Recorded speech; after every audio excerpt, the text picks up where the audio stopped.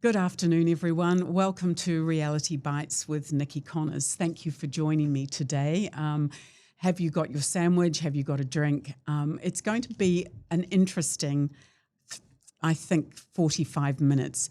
Throughout the discussion with my special guest, we are available to answer your questions as we go along. But before I introduce him, I'd like to talk about what has been in the news. And this is what Reality Bites is about. What is in the news regarding property? Well, unfortunately, I've been in the news regarding property. And it's just one of those things that the last 2.5 years have been very difficult for many industries, and especially some of the allied industries that I'm involved in. We managed to keep the businesses going and through lockdown when there was no income. Unfortunately, 2 of those businesses did not survive, and we now have the major creditors on those 2 businesses are the IRD and, of course, Propellor Property Investments. It is unfortunate. We never like to see a business that doesn't continue. We're now looking at certainly over 2,000 a year in New Zealand that is going through this, and we know that there's going to be a lot more. We've seen it in the hospitality industry as well. However, having said that, Propeller Property Investments has been here for nearly 14 years, and in that time, we have helped hundreds and hundreds of Kiwis get onto the property investment ladder and working with them to have their home mortgages paid off. We're very lucky that our business has nearly 50% coming from existing clients, and I think that says something. So we've lived through 2 earthquakes, we've lived through the GFC, we've lived through COVID, and because of our expertise in what we're doing, we're still here and we remain here. And it is my passion, as I always say, to have as many New Zealanders as possible to have their mortgage paid off before they retire. So on that note, let's look at other aspects of tax. And I think with the media, there's always a lot of doom and gloom and fear around investment property. So one of the key areas now, or talking points, is property investment and tax, the Labour government, and also what the national government wants to do. Today, I'm going to introduce you to my special guest, Hayden Bryce, who is a senior accountant with Tax Matters. Tax Matters is a large accountancy firm based in Christchurch, but they specialise in investment property, and the clients come from all over New Zealand. So welcome, and thank you for taking your lunchtime to join us, Hayden. No worries, Nikki. Thanks for having me. We're going to get through a lot today, and I know that there'll be questions as we go along. So please send in those questions that arise from what we're going to discuss, and we'll answer them as we go along, or you can wait till the end of our presentation today. But what we want to look at is some quite relevant questions that have been asked to us and obviously asked to you as well, Hayden, which is, in these times, is it still a good time to buy investment property? Especially when we're looking at interest rates that have started to go up. Property prices started to go up. The Labour government obviously making it less attractive with some of their tax regulations. And we want to look at the opportunity going ahead and how you would structure an investment property. It's not just for first-time property investors either. It's for existing property investors, because with new legislation around what constitutes old and new investment properties, you could be in a situation that you have a tax obligation over the next couple of years. So quite a significant tax obligation. So I am going to ask you, Hayden, from your accountancy hat, when is it a good time to buy property? And is it a good time now? Yeah, it's a good question. And we always harp on about how, I guess, high the interest rate is now. And I use the example of myself when I bought my first home, I think it was 7 years ago, and the interest rate was up around 7.5%. And as I've said to you, that is nothing compared to the 21% that I had. Exactly. And of course, when I started with Propellor, it was 9.5%. So, yeah, so 7%. Yeah, so what is it now? Around 6%. So yes, it is higher than maybe a year, 2 years ago. But if we look at the overall interest rate, it's not incredibly high. And yes, it is a potential risk of an investment, but there's always going to be risks with an investment. So that should be considered, I think, but it shouldn't be deterring you. Like I think if you can still get into the market with that interest rate, and potentially if they go down, you're going to reap the benefits in the future. And if they go up, then you've locked it in at that rate, and you've saved a bit. So it's definitely something to consider, but it shouldn't be a deterrent. I think part of that as well is how that you structure the loan that you're getting for an investment property. First of all, it's really important to understand what you want to achieve with that investment. So it could be that a $600,000 property would work for you, or it would be better if you got a $700,000 property.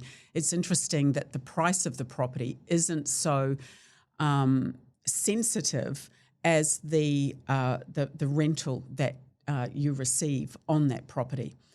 At the moment, yes, we are finding that investment property, and remember, this is 100% borrowing. I've always got to remind my clients that most of my clients aren't putting any money in. They're using equity in their home to guarantee a small amount of, the 20% deposit, which it is on a brand new property.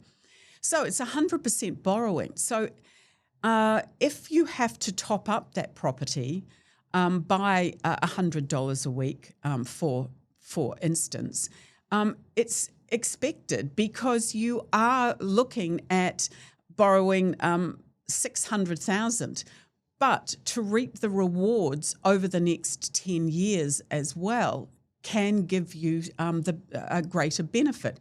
Now, one of the things that we do to help our clients, and we did this particularly through lockdown when there was a bit of fear and panic, we put out a help desk and a helpline and information, not only for property investors, but also for homeowners, which was, don't panic. You don't lose on a property unless you sell it at the wrong time. So one of the things that we look at going forward in our cash flows is borrowing a little bit extra, which is used as a top up, as a buffer, and it can be $20,000, and we use it as a buffer over the next 1, 2, 3, 4, and up to 5 years. And that the cost of borrowing that is actually quite minimal when you're looking at a $600,000 property, and you're borrowing that even though you may only hold that property for 10 years, the lending is for 20 years. So you don't actually see that in the outgoings, if you like, to any degree, but you certainly get the benefit of being able to use that at those times that you aren't able to top up that investment property. And that's something, isn't it, Hayden, that we talk about when you see our cash flows that for our clients that come through to you to take a look at. Yeah, and you've put into that cash flow, that buffer, so that people can see if they can actually really afford it without straining them too much. And that's the key. It's can you afford this investment, and have you got, or can you maintain your lifestyle and have this investment property? And I guess the point that you made about the selling the property when the market's not so great and losing that money, that depends on, I guess, your attitude towards your investment. Are you investing for the long term? And what I mean by that is, if you're in it for the long term, you actually ride those peaks and troughs, and you'll see a gradual increase as time goes on. Now, I know over COVID, some of our Kiwi savers may have dropped, and a lot of people had investments like KiwiSaver that they decided to sell because they got nervous, because they didn't want to lose any more money. So whether they couldn't afford to keep just holding that investment, or they felt that they needed to get out of it, that unrealized gain which the market told them they had then, as soon as they sell it, then that becomes a realized gain. So that's or a loss. So that's an actual loss. Yeah. But if you don't sell it, then you actually haven't realized that loss. I think so if you ride the market up, then yeah, and I think that brings up a very good point as well when you're talking about some of your clients that have got that are investing in KiwiSaver, that have got stocks and shares. We never say put all of your investment apples into one basket. However, we've also got to say that for most New Zealanders, the option of having stocks and shares or putting more funds into KiwiSaver isn't realistic, or putting money into the bank, because they simply do not have that extra cash. What they do have is equity in their home. And of course, there's only one way that you can use that, and that's with an investment property. So what we've got to do, and one of the things that we do with our clients, is look at what we want to achieve. And the first thing is to have your home mortgage paid off faster. So the reality is, if you've got a $500,000 mortgage and you are in your 50s, there is no way, unless your lifestyle is severely compromised, that you're going to retire without a mortgage.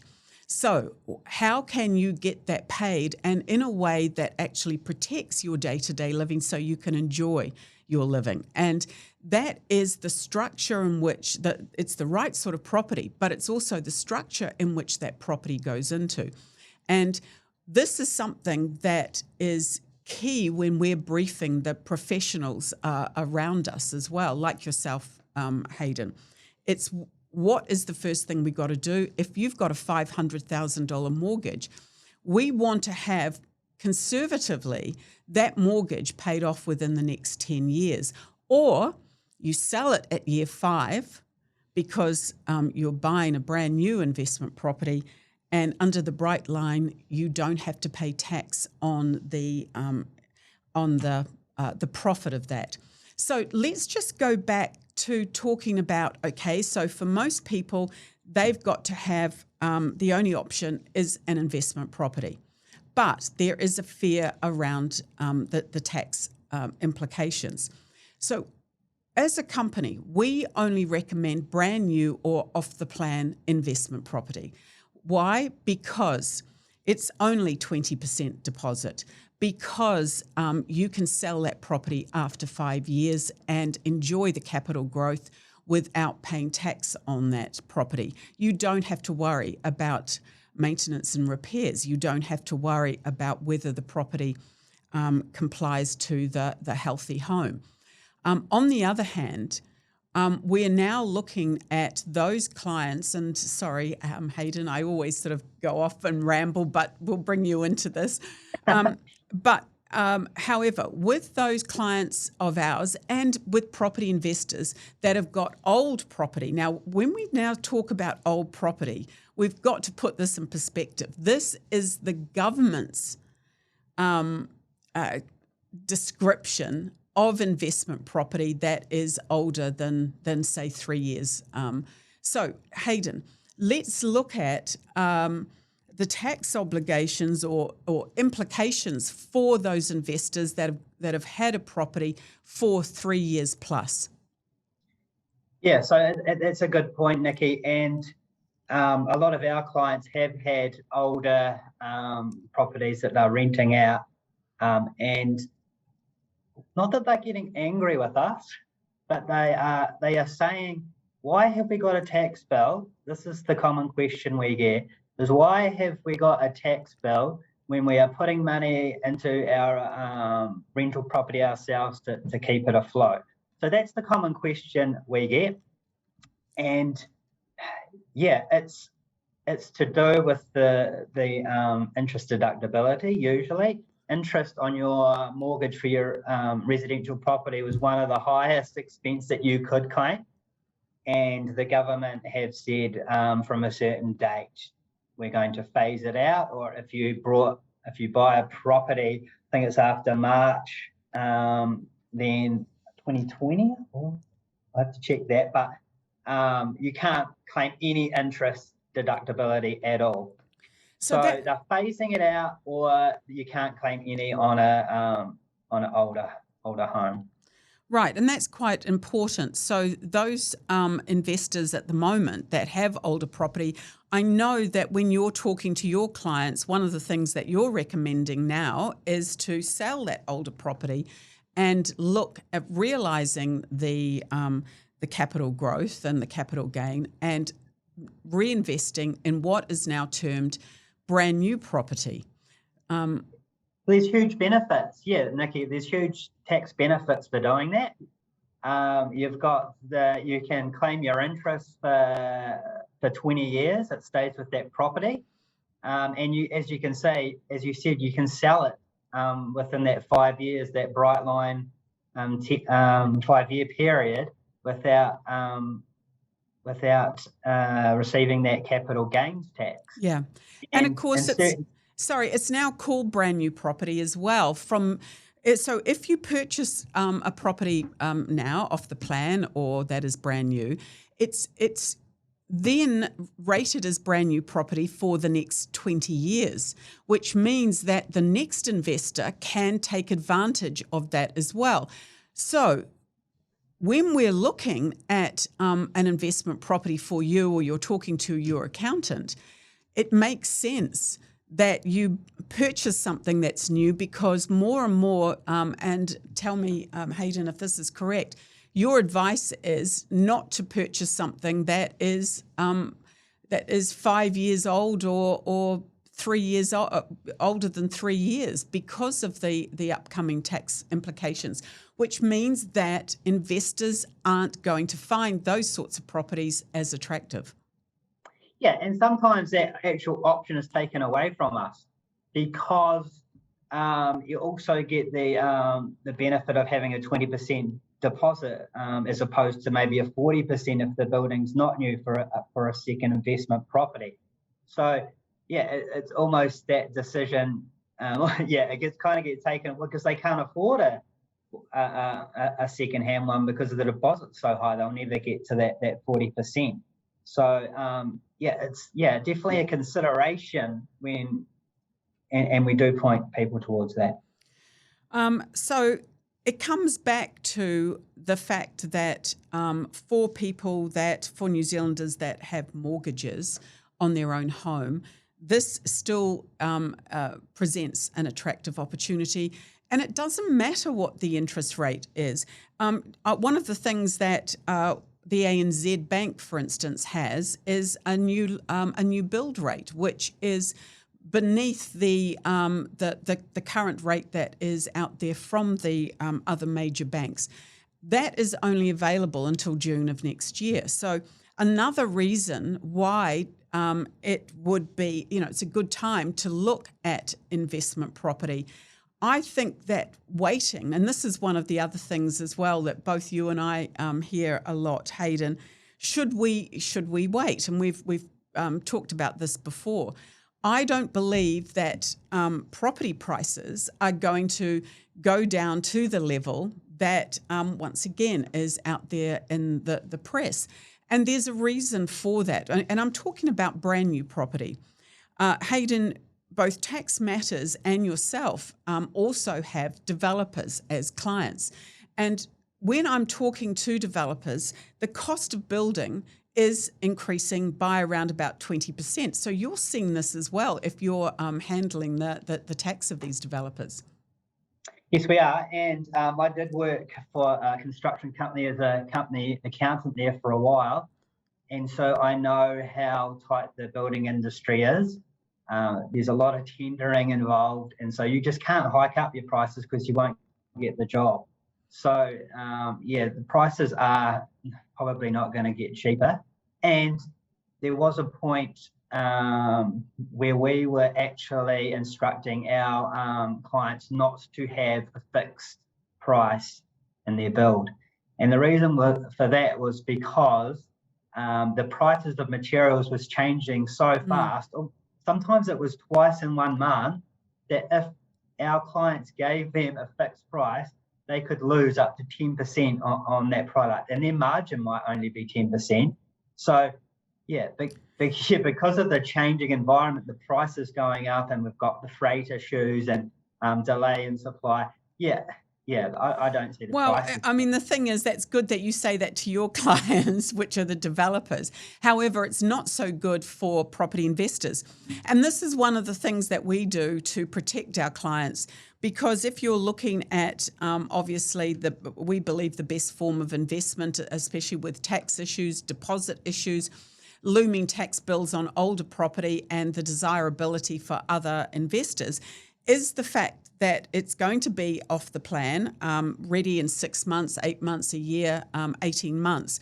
We've got to ensure on behalf of our clients that the price they pay today is the price that it will be on settlement, so that there's an opportunity for some potential capital gain.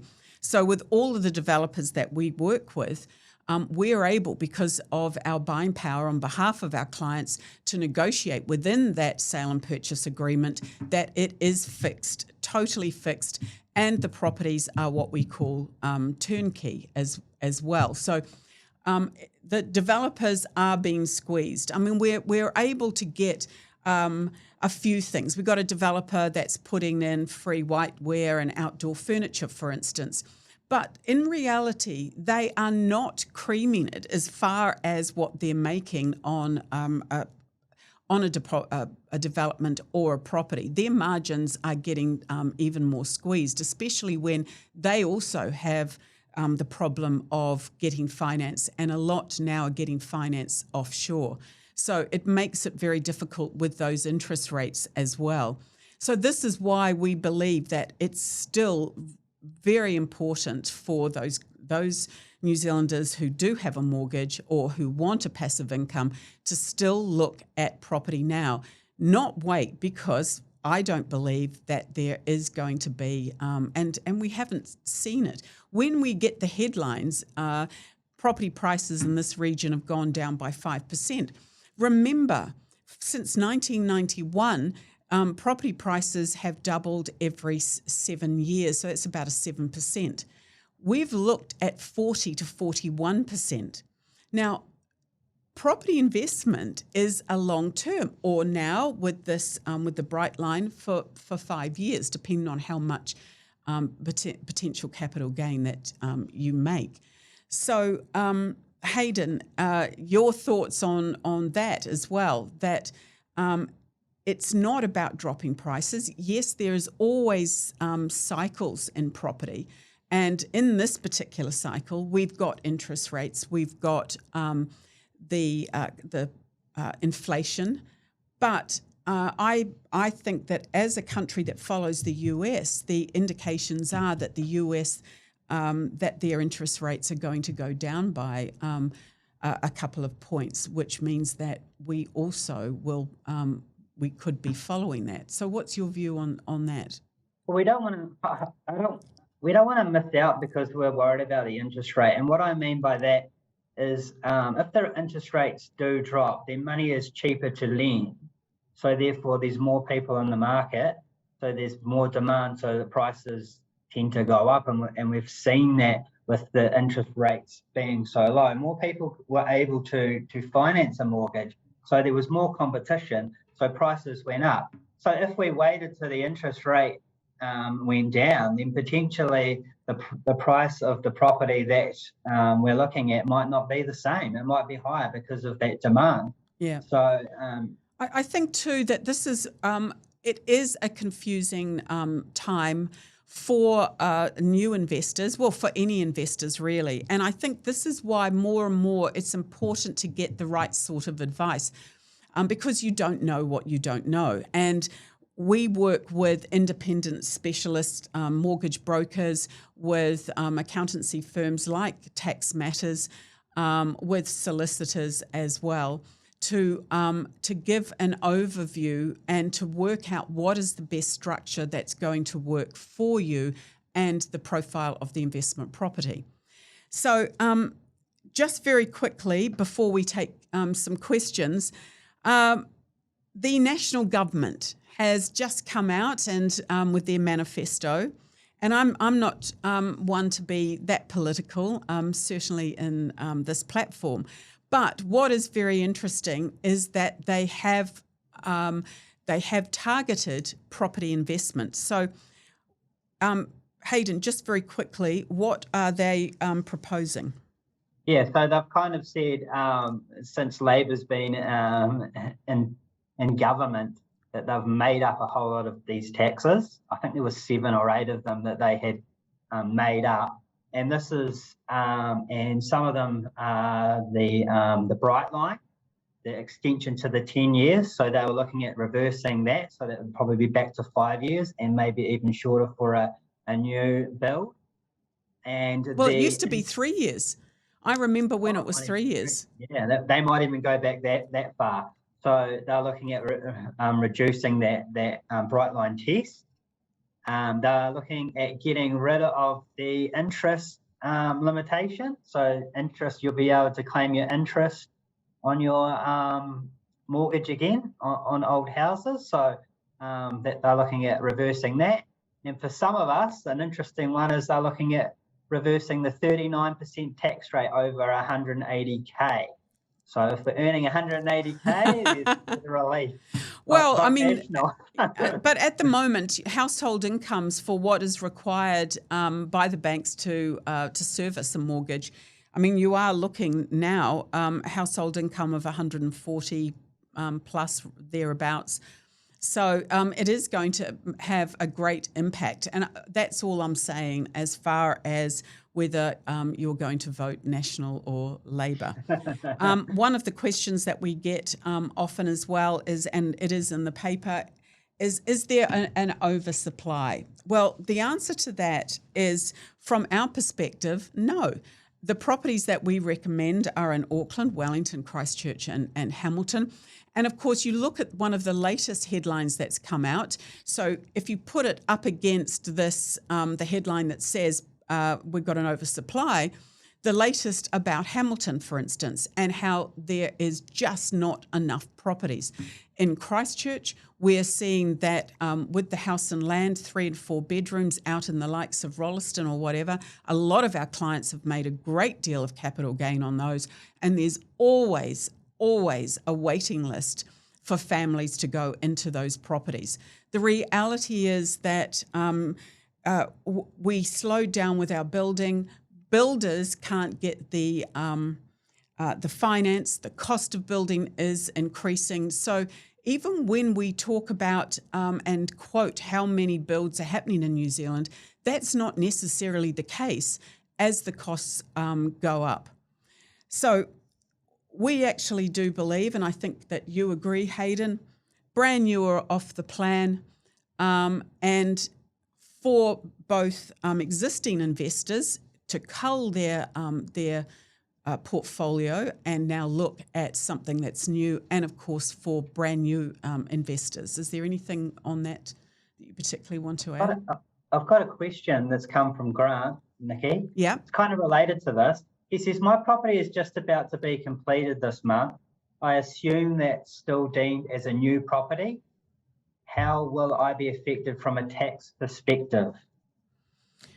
Right. So the question is, how long ago did you purchase that property and go and confirm on that contract? Because, and this actually is really quite relevant if for this 5-year bright line. So we've got a property at the moment that a client is on selling that purchased the property in 2020. Which means that they put their 10% holding deposit down, which sat in a solicitor's trust account, and then walked away. So it's now 2022. So the Inland Revenue deemed that they've owned that property for 2 years.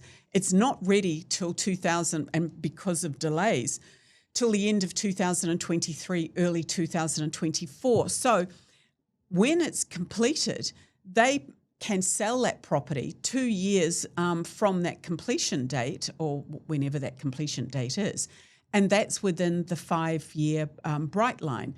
So the question I have for you is, when did you sign the contract for that build? And I think that, though, having said that if it's been built and you're going to be settling on it soon, that it will be considered a new property. Is that right, Hayden?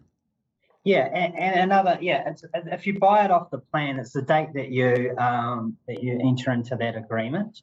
And just to touch on that a little bit further, if you're buying a new property not off the plan, it's the date of the code of compliance.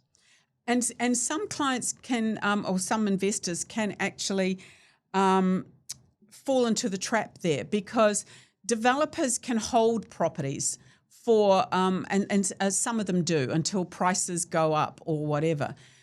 But what that means is that it may not be deemed a new property, and so therefore the deposit is now 40%, for instance, and the bright line is now 10 years. So once again, it's about what you don't know, which could actually cause problems for yourself in that respect. Any more questions, Hayden? Yeah, so there's one here that says Christchurch says no to government, and I think it's incentivication program. Do you think it will change in the next couple of years? I didn't hear the start of that. An incentivization, is that? So it's basically saying that Christchurch says no to government's incentivications program. I've got to say that's. I thought I knew the answer to a lot of these questions. I'm not sure about that, so I apologise.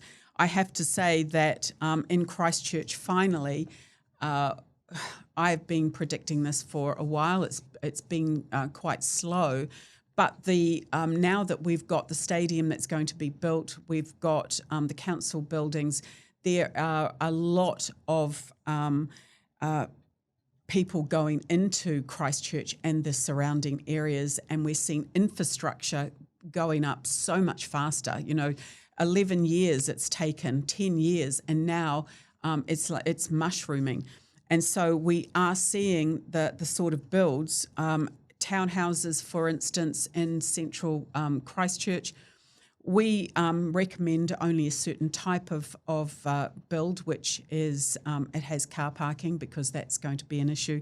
But I think we're going to see a lot more people go into Christchurch, and that's probably a reason why the prices in Christchurch haven't dipped like some of the other areas in New Zealand. You've got another question from Stephen. Aren't yields decreasing all the time with increased health and safety obligations, increased insurance and council rates exceeding rent increases? How do we deal with this? Well, that's one of the, when we started with this this afternoon, we talked about the fact that if you're borrowing 100% on a property, in the days when it was 2% or 2.5%, and remember, that only lasted for a very short time. So enjoying yields on 100% or return on 100% borrowing has not been as great previous to that. However, you're absolutely right. This comes back to, with yields, if you've got an older building, it's going to be even worse now with this tax obligation that you've got coming up.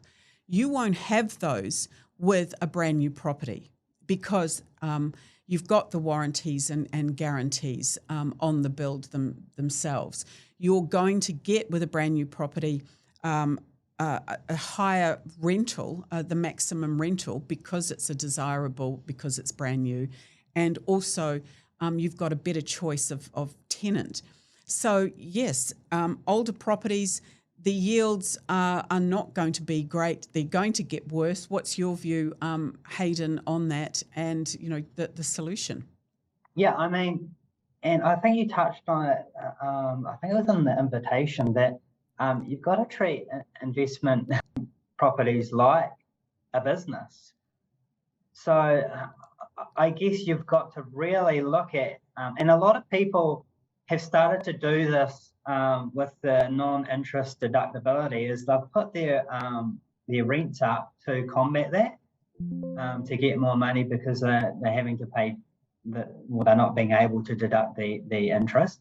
So it kind of goes back to that question where, council rates and everything are going up. And so if we keep our rent at the same, our yields are going to get lower and lower and lower. So it is really about looking, is there possibility to increase that rent to cover those increasing costs? Because there's a point where it becomes uneconomical. But just once again, touching on that, I mean, we don't have a lot of time, but with rentals in the areas that we're talking about, with that demand, we're now starting to see a trickle coming back into the country. I mean, at one stage, there was 200 urgent applications. New Zealand is behind the 8 ball with the rest of the world. The rest of the world has moved on. Once we see more of those immigrants coming in, the demand for that housing, which we are starting to see now, by the way, is going to mean that there is going to be an increase, and not an insignificant increase in rentals in the right investment properties as well. Any others there at all? Yeah, Mike's got a good question. He's asked, do you know if national government will allow investors to offset their losses against their income, as we used to do before Labor came into office? So he's talking about ring fencing there, which is, that's hurting investors a lot as well. I think that was mooted at one stage, but it's not on their manifesto. No, I didn't see that there either. However, just on those losses, you still get tax savings against the losses. It's just now on the investment properties that you have. So Hayden, if you just could very quickly explain that. Yeah, well, you used to be able to, I think they call it negative gearing, where you could make money off another source, and then you'd pay tax on that. So you'd pay, you'd have that tax bill, but then you could offset a loss from a residential rental property or a rental property from that income, and therefore your overall income tax would be lower, or your taxable income would be lower, because you can offset that income against any other income that you earned. The government said, no, we're not doing that anymore. We're going to ring fence that loss to the property or to the properties. You can have a portfolio of properties. So what that means is that loss will sit there against that property, and if you make income off that property, sure, that loss can be used against that income. But that's why they call it ring fencing. It's just solely used for properties, that property or properties in a portfolio. Well, Hayden, thank you so much for that. As you can see, there are issues that need to be addressed. with the tax and what's happening out there. However, as I was saying, if you've got the right people around you that are structuring the investment property in the correct manner, and it's the right sort of investment property for you, you are less likely to fail. But I do urge those investors that have older properties to talk to their accountants about those losses, or come and see us. So Propeller Property Investments, the conversation costs you nothing. My team are all highly experienced. They've been in this industry through many, many cycles, and they can talk you through and look at some of the options for yourself. And as an advisory in that respect, I'm very happy for my team to be able to do that for you. To be able to get an appointment or a consultation, it's very simple, 0800 81 81 91, or of course info@propellerproperties.co.nz. I look forward to seeing you on the next Reality Bites. Have a lovely day. Thank you.